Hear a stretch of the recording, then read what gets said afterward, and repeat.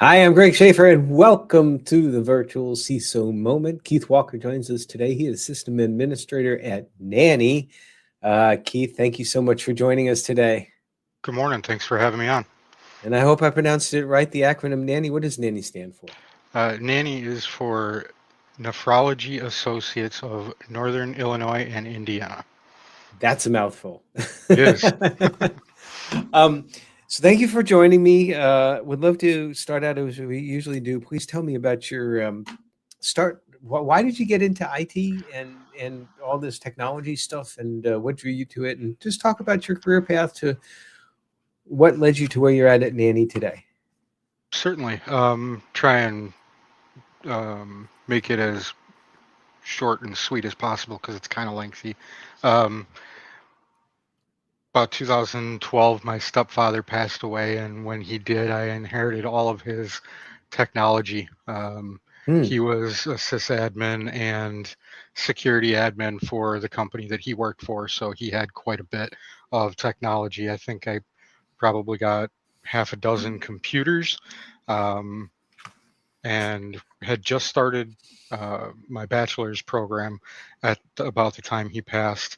And my wife saw me tinkering and playing with all of the computers, trying to make everything work properly in my home network. And she said, "Don't go to school for business administration. You should probably do IT." Hmm. And with that gentle nudge, spawned my current career. Went through my bachelor's program over the course of on and off 11 years, multiple breaks with jobs and school and things like that. And then 2023, I ended up completing my master's program. So I've been doing professionally IT since about 2015, 16, something like that. Mm-hmm. So yeah, it's quite a lengthy history in terms of the ins and outs. Well, that's an interesting. I'm sorry you said that it was your uncle who passed away. My Oh, stepdad. your stepdad. I'm sorry, your stepfather. Um, that's an interesting way, though, to go into the field. Did you have any interest in computers before that, or did I that sort of spark did. something? I did have a little bit of interest. I've always liked taking things apart to see how things work, and I figured out how to not take apart a laptop without breaking it by trying to take it apart and destroying it so that it was no longer functional. It was a Toshiba satellite, probably one of the first or second generation Toshiba satellites. Did it Uh, have like one of those like orange LCD type screens? no, no, it I remember the early Toshibas had that because when I was early in my career as a network tech, we used Toshiba laptops for troubleshooting, and yeah, it was like these plasma screens that seemed to break easily. yeah, this was an early model, but it still had the LCD screen and the slot for the air card and Hmm. Ethernet port and FireWire. I think was even one of the connections on there. There were just it had everything on it. Got it for next to nothing and decided to tinker. And from that point on, I got my own static IP, started up a server, created my own home domain, and just kind of started tinkering a little bit here and there. And now I've probably got way more than I'd ever care to admit invested in my own personal home lab and home environment. But you bring up something interesting there too, 'cause you're talking about home labs, and I know that one of the pieces of advice for folks that are wanting to start out, particularly in IT, is and in cybersecurity is build a lab. But you said something in there which I think is an interesting nugget, and it's because I have the same thing too, and that's having a static IP address for your home network, one or more. My business network at home, actually, I ended up getting in a business network just so that I could have a block of static IP addresses. I know this is not what we briefed before we started the conversation, but I'm just curious. in your mind, what's the benefit of actually having a static, and also what are some of the detriments that people might want to think about as far as security goes if they do have a static IP address?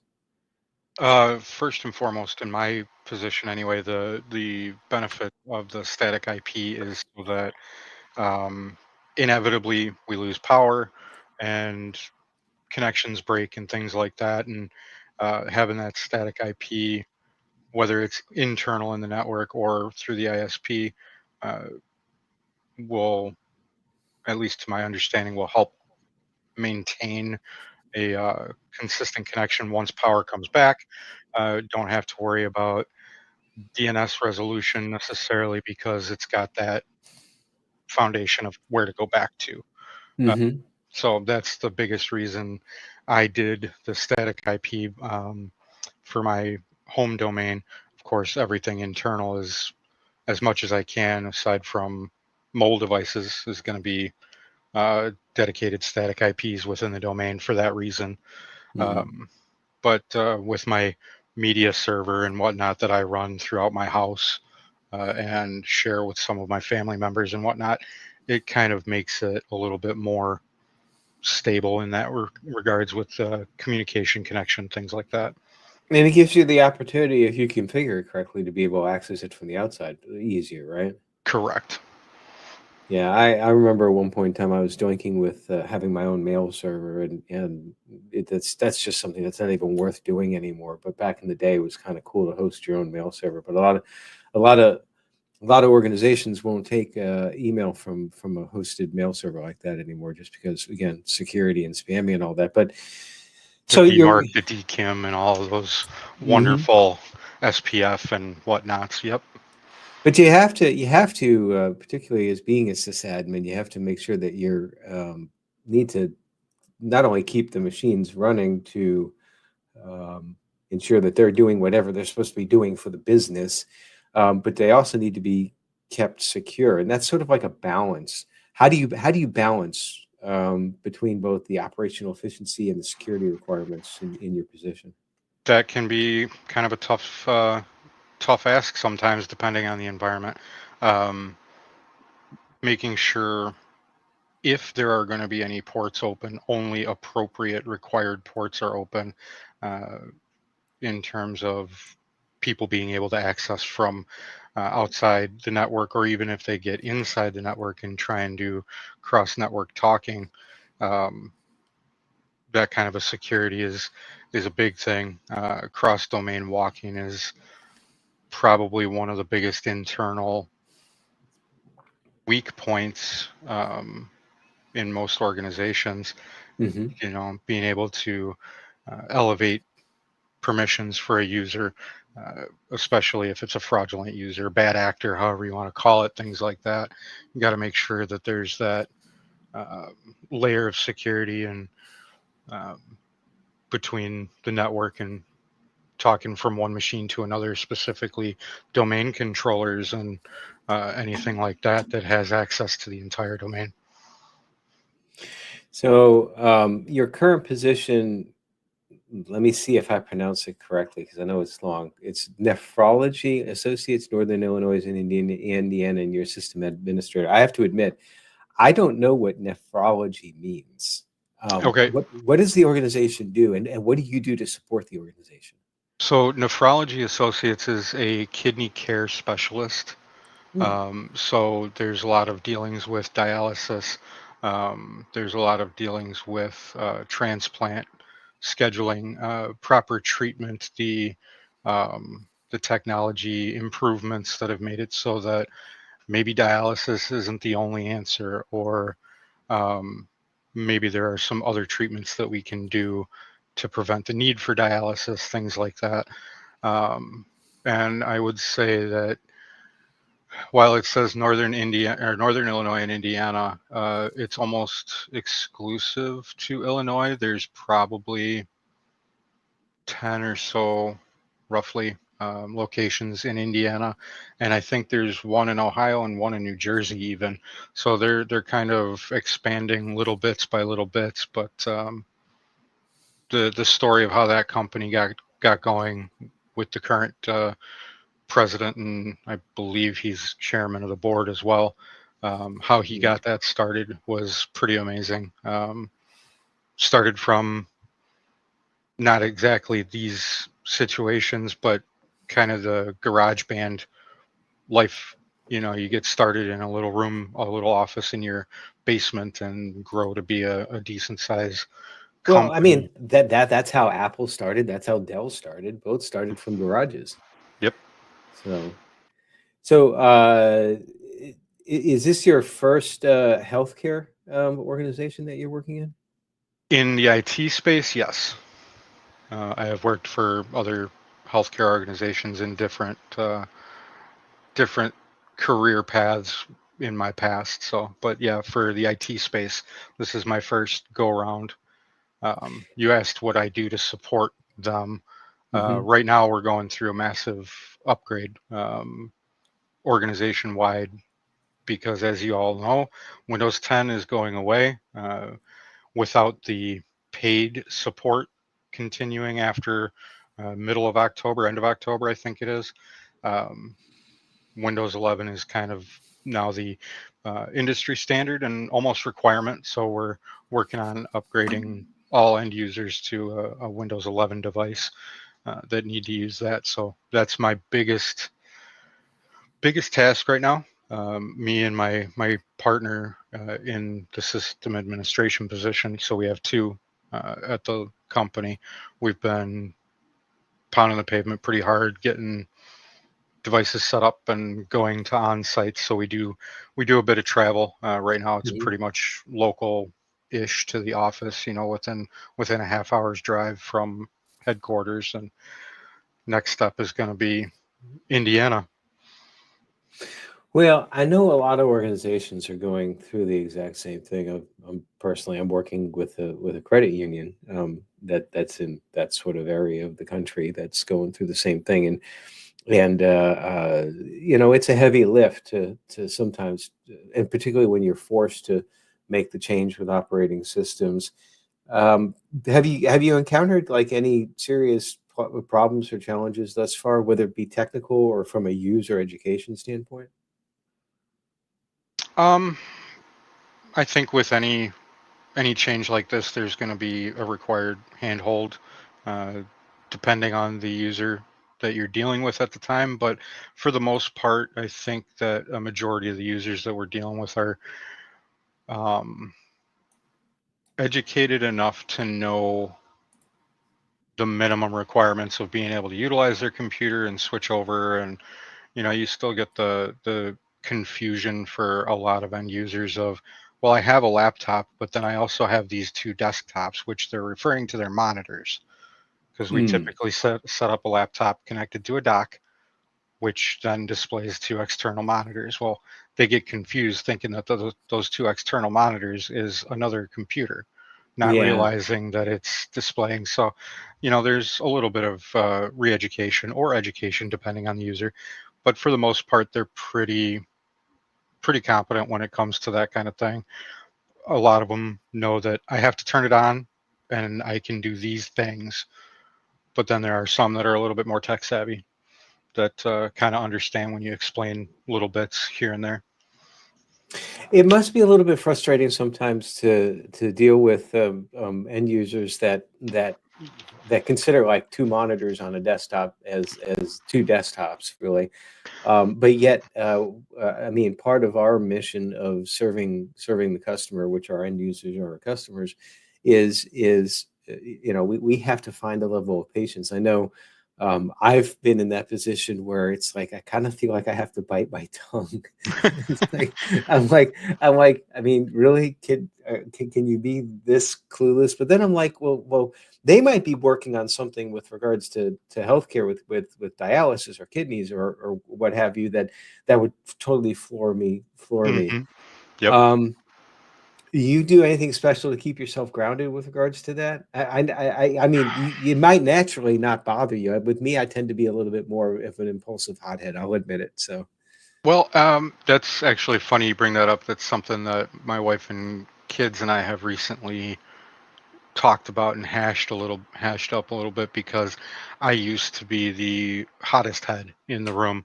It Hmm. would take very little to kind of set me off a little bit, especially if there was any pushback or potential arguing with whatever the conversation might be.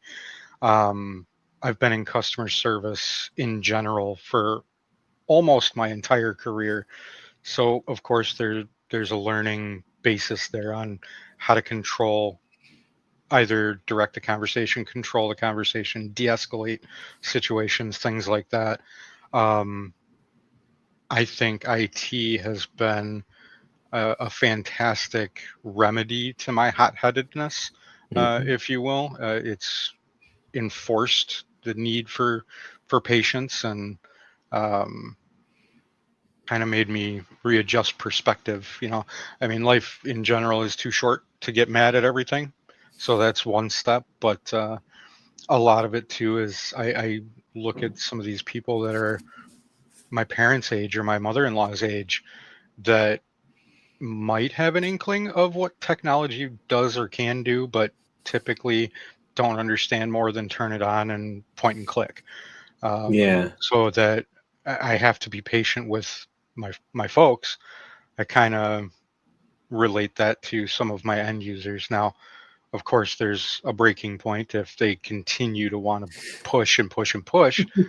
Oh, okay, fine. You do what you need to do, and I'll be here to talk to you when you call back, because there's still issues or whatever the case may be. But yeah, it definitely has made me grow in that respect. I think just breeding patience, and I get compliments from specifically the older demographic of end users, and most of them in this situation being female. Um, Thank you for being so patient with me. Thank you for being so kind, not beating me up about not knowing what's going on, things like that. And so yeah, it's a practiced art, if you will. So we often talk about on this podcast the necessity for in as technology practitioners that we don't practice in a vacuum, that we need to exercise our soft skills. It sounds like that Hmm.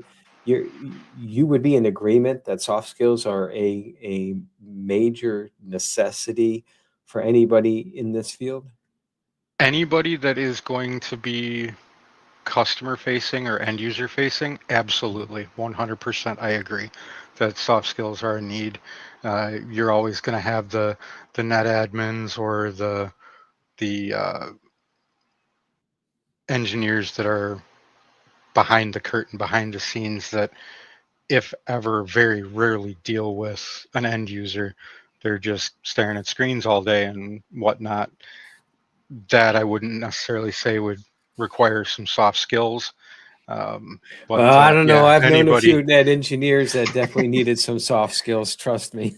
Well, yeah, So, I suppose if you're dealing with your colleagues, it's definitely going to be a requirement. But just for the end user facing, I definitely think soft skills is a huge benefit. It goes a long way in keeping calls from escalating out of control. so have you seen anything specifically different to the healthcare aspect of the network that you have to consider? Like, is there a special version of Windows or a different configuration that you need to load to make sure that you're like in compliance with like HIPAA or high trust or those sorts of things? No special Windows installations. Specifically, there are different configurations within Windows, specifically BitLocker or other forms of encryption. Data security is huge, of course, because of HIPAA and any of the other, what is it, GDPR and HIPAA and other compliances that we have to deal with in terms of data retention, data protection, and security. So there are different um, configurations in place that we use within our organization specifically. The biggest one being BitLocker encryption, um, something that runs through our deployment setup and whatnot, and is maintained through Microsoft the O365 or M365, whichever you want to call it anymore. Yeah, I finally have gotten used to calling it an M365, but it took me a while. And I don't know about you, but that's one of the things with Microsoft that I have historically never liked, and I guess probably you can go back to the old Windows days, and maybe even to not really so much MS-DOS, but Microsoft has this proclivity to want to change things, The and names and and and, and specifically. yeah, and it's sometimes for like no particular reason whatsoever. Hmm. I do a little bit of 365 admin myself, and just when I figure out where something is, it's like that they change it. Is that me, or do you see that Nope, as that well? is very, very common. Why do they do it? Right, exactly. That is the eternal question. Azure is one of the more recent culprits, I think. Hmm. You've got Azure AD, which I don't think is Azure AD anymore. I think now it's Entra ID It's or Entra, vice yeah. versa. You know, No, it's Entra. It's Entra. It changed names, with functionality I think is exactly the same. right. And I think there was Intune changes and the Microsoft Online Exchange admin changed the names, changed in there, Defender, and yeah, it's Yeah, I mean, a just lot for of the what security reason? stuff, like purview wasn't a word that like a few years ago, and Right. now it's like, someone talks about purview, it's like I'm thinking about something completely new. It's like, well, they just kind of, like the DLP stuff is in there, the same DLP stuff, although now they changed the menu structures a little bit, and one of the more annoying things with regards to that is generative AI is great as a tool. I love using ChatGPT, and to a smaller, lesser extent, I should say, Copilot. But they are notorious in telling you bad things, wrong things. Like I can't Hmm. tell you how many times when I've asked ChatGPT about a piece of advice on how to do something within Microsoft, whether it be 365 or even on a Windows machine, and they'll say, okay, you have to go here and then choose this menu and this menu, and I'm like, I don't see that option.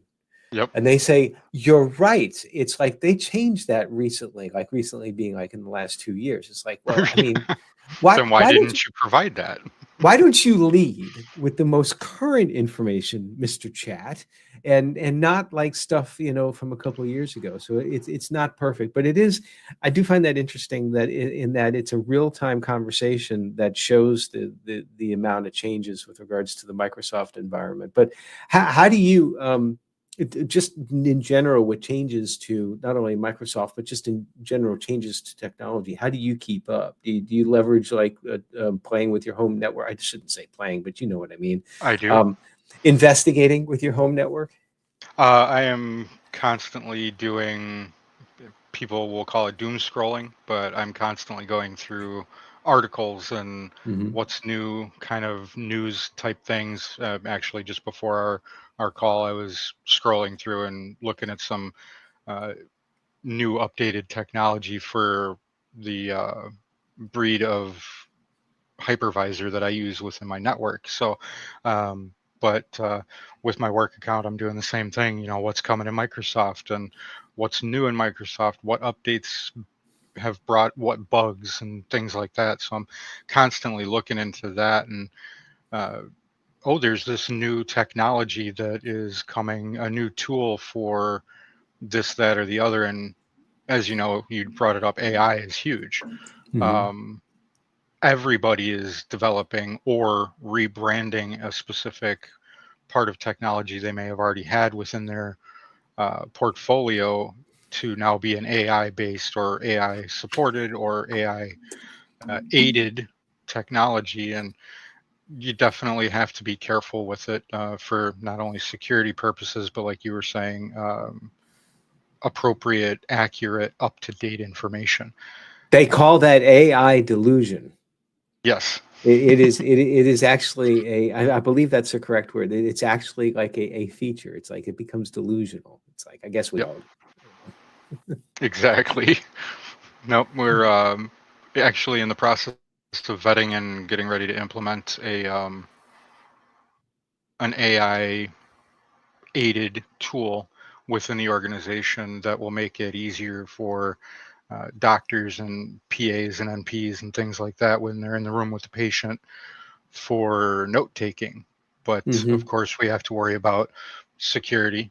How is the recording secured and where's it stored and things like that. And does it meet all of the HIPAA guidelines, NIST guidelines, any of the information guidelines when it comes to protection, who has access, things like that. What kind of access does it have to the patient information while it's getting started? When it gets that snapshot, where does it store? Things like that. It's very interesting and a little daunting if you're not ready for it. So that's a Well, project that we're getting ready for.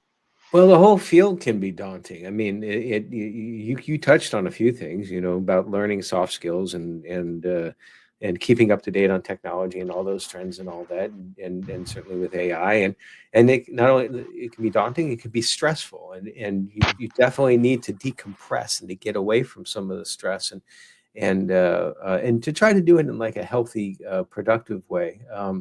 What's one of the things you do to decompress from the stresses of everything IT related?